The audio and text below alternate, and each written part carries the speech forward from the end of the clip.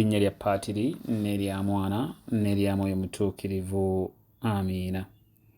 Essaala Biikira Maaliya gy'ateesammula. Ayi Mariya kabaka wange mmange, nze neeyanjulira gy'oli nga sirina kye ndekayo, ate nkusingira omusingo gw'okwagala kwange. Nkusingira leero amaaso gange, amatu gange, akamwa kange, omwoyo gwange, nange nkwekwasa nze n'omulamba. Ayi mmange omulungi, olaba neerimbise ku ggwe, naawe nkuuma nzibira nga omuddu wo ku bubwo. Mu nnyonyi yaffe eya wiiki eno, enziji ensibe teziyinza kukuziyiza. Enziji ensibe teziyinza kukuziyiza. Okusinziira ku bangi, embeera gye tulimu oba oliawo ne gye tuyiseemu, omuntu yenna abaako ky'ayaayaanira era nga baabuwe yandyagadde mu buli mbeera okukifuna. Emirundi mingi otetenkanya ng'omuntu ne weegayirira Katonda, okusiiba bambi n'osiiba, naye oluusi n'otalabawo nkyukakyuka yonna. Bangi bakola kyonna ekisoboka oluggi lweggule bayitemu, naye bambi oluusi ne lugaana okweggula. Wabula nsaba kino kitegeere, Katonda tayinza kukkiriza luggi lugenda kutuusa ku ntuuko yo kweggala. Wabula ne bw'aba akikoze, aba alina kyakutaasa mukadde ako, era nga ye yennyini ajja kuluggulawo mu kaseera akatuufu. Wabula oluggi bwe luggalwa nga kirimu omukono gw'omulabe, oba abantu ab'omutima omubi, oba abatakwagaliza, oba abatayagala oyingire oba ofulume, abo tebakulumyanga mutwe. Kyusa bukyusa maaso go, ogwolekeze Katonda wo, ekyokkola ye akimanyi. God has never run short of options. God has never run short of options. Ekigambo kye kitugamba nti Omukama alina obuyinza n'obusobozi okuggulawo enzigi eziba ziggaddwa n'okuggalawo ezo eziba zigguddwa, era mu kino teri muntu asobola kumwekiika. Mukwano gwange nabagamba nti gatekeeper omukulu si mulala okuggyako Katonda waffe yennyini. Nange ali mu kkuba munyeenye eno nkimanyi bulungi nti gwa mpuliriza waliba ng'oli mabega wa luggi olusibe era nga tolaba mukisa gwonna gwa luggi olwo kukweggulira ofulume. Oyagala promotion, naye oluggi lugaanye okweggula. Oyagala mwana, naye oluggi lugaanye. Oyagala kuzimba, naye wa. Oyagala bufumbo, oluggi lukyeggadde. Oyagala kufuna mulimu munnange, oluggi lukyesibye. Obulwadde bukyagaanye. Oyagala kuwaguza, naye oluggi mw'olina okuyita lunywevu okukamala. But the good news is, your boss doesn't control the door. Your parents don't. Your friends, your enemies, none of them does. It's only God who can. Kyova olaba nga wali olabyeko enzigi mbulamu bwezeggula era n'oziyitamu naawe wennyini ne weewuunya bwe kyasoboka. Ogamba nti naye lindako, wano nayitawo ntya, kino nakibuuka ntya, eno embeera nagisomoka ntya, wano nawonawo ntya okufa. Ogenda obigattagatta nga tegaali magezi go wadde, wabula gwali mukono gwa Katonda gwokka ate gwennyini.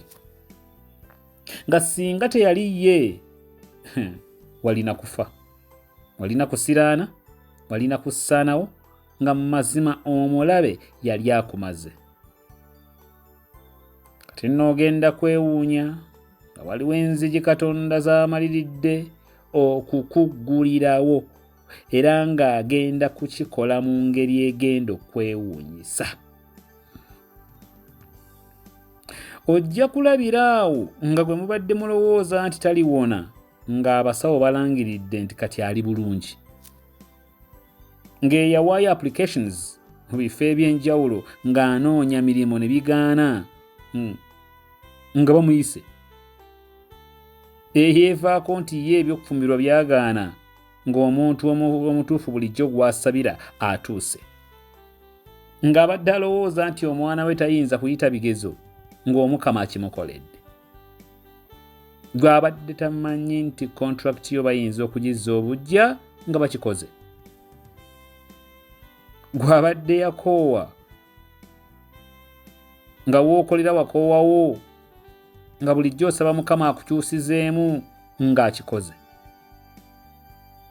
N'enzigi endala nnyingi bwe zityo. Kabula kankujjukize, agenda okubeera emabega w'enzigi zino nga ziggulwa si mulala okuggyako oyo Mukama Katonda wo, oyo Mukama Katonda wange.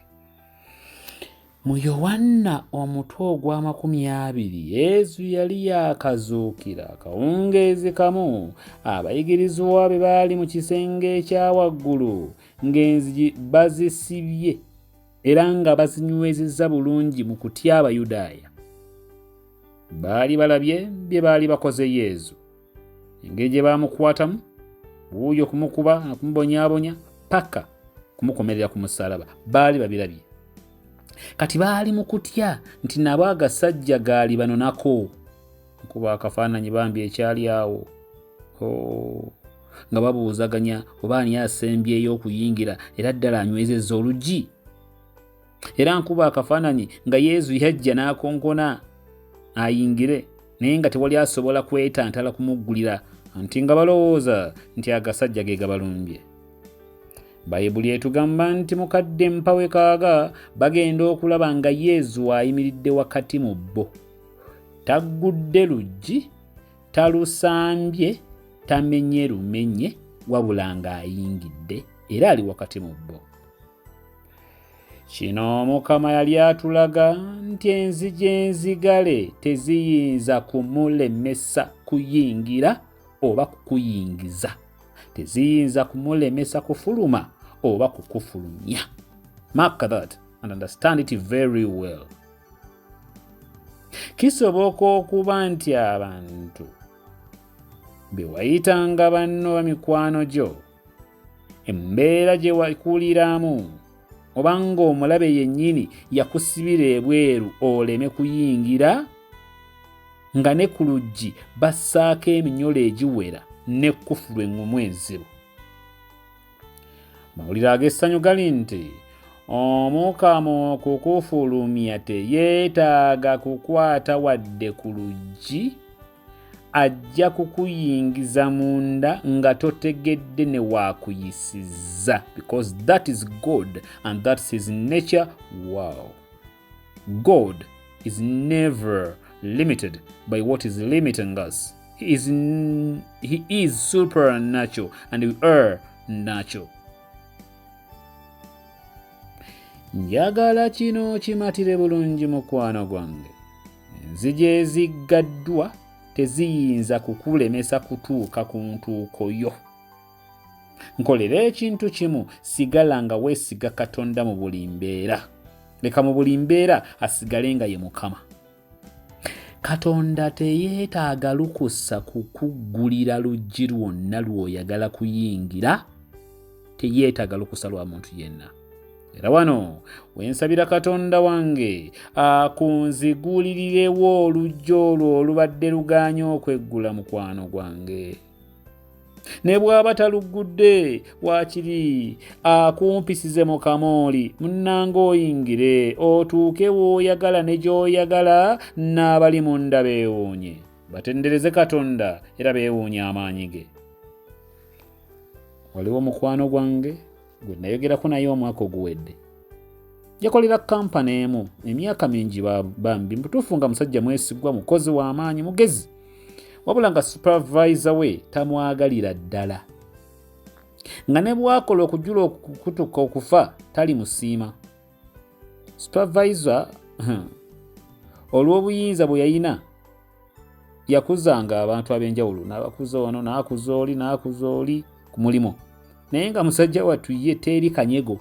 Mu butuufu nga supervisor anoonya bunoonya na nsobi ono gy'ayinza kukola kw'anaasinzira okumugoba because she hated him. Meetings ez'obuvunaanyizibwa ze yali ateekeddwa okubeerangamu nga tamukkiriza na kuzibeeramu. Kwegamba musajja wattu n'asoberwa eka ne mu kibira. Mu butuufu yafunako ne ku kirowoozo ky'okwagala okwegoba, naye ate bambi nga tannafuna walala walaga ate nga n'akasente akeetaaga. Olunaku lwali lumu, omukulu wa kampani yali alina emirimu gy'ayagala okumuyambako mu bwangu, ate nga supervisor ono gwe njogerako taliiwo ng'alina trip gye yali alazeeko.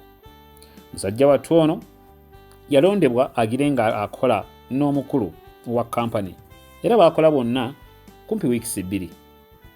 Omukulu wa kampani yasanyuka nnyo olw'amagezi, obwangu n'obukugu omwami ono bwe yaweeresa ng'akola naye ebbanga erya weeks 2. Siikulu eyo wayita emyezi 4-5 nannyini kampani n'asalawo okukyusakyusaamuko ku bakozi. Yayita omwami ono awamu ne supervisor we mu office. Amugamba nti okuva na leero nkuwadde obwa supervisor. Era olina kulipootinganga wange direct. Bwe yamala n'akyukira abadde supervisor n'amugamba nti okuva kati olina kulipootinganga wa mwami ono. Laba emmeeza bwe zaakyuka. Abadde aliisibwa akakanja kati yakulira abadde amuliisa akakanja. Abadde aliisibwa akakanja kati ye mukama w'oyo abadde amuliisa akakanja.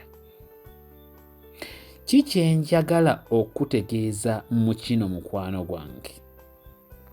People can try, but they can't lock you out of your purpose. God alone can close and open any door whatsoever. Oba ani yali agezezzaako kuggalira oba yakikola ddi, Katonda gwe nsinza tagenda bugenzi kuggulira, wabula agenda kutuuza mu kifo era akutuuse wootolootangako mu linnya erya Mukama waffe era mulokozi waffe Yesu Kristo. Era eno y'essaala yange gy'oli mu munyenye ya wiiki eno munnange. Nyamba bambi, sigala ng'okola ky'oteekeddwa okukola, ng'oyagala era nga weesiga Katonda.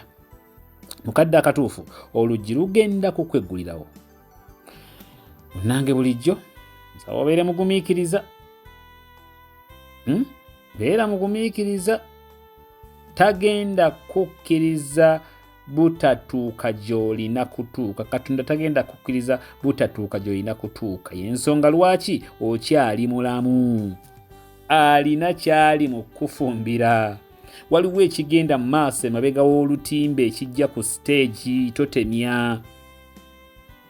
Omukama yonna gy'oyise, byonna by'oyiseemu, bye bakuyisizzaamu, omulabe byakukoze, abiraba era agenda kwetuusiza w'olina okutuuka. Mu kitabo kya Samwiri ekisooka mulimu omuwala ayitibwa Hanna eyali abuliddwa omwana era nga ayitibwa mugumba bambi. Baabwe, kamuyite baabwe, kuba baali babiri. Baabwe yabalina babiri, ye ne mujja we Penina. The word of God says that God had closed her womb.